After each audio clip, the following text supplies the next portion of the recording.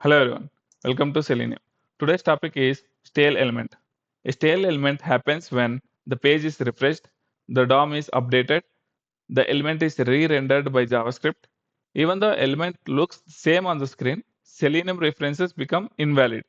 So when you try to click or read it, Selenium throws stale element reference exception.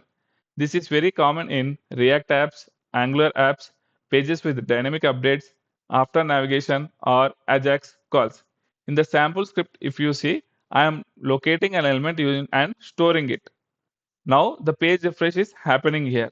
Once the page refresh is done, I am trying to use the old element reference and trying to use the click method. But I am using the old element reference. So it will throw an error, stale element reference exception.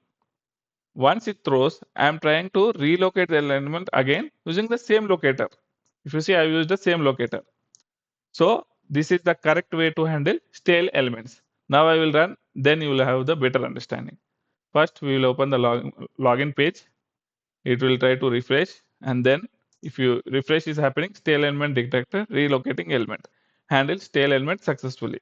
Whatever code is there in the cache block, it got executed. Why? Because we are referencing the old web element, which will fail because the page is refreshed. So again, we need to relocate. So relocation happened in cache block.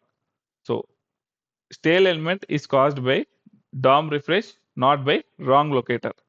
Never use old element references after page updates, page refreshes. Refine the element so that you are able to avoid stale element reference exceptions.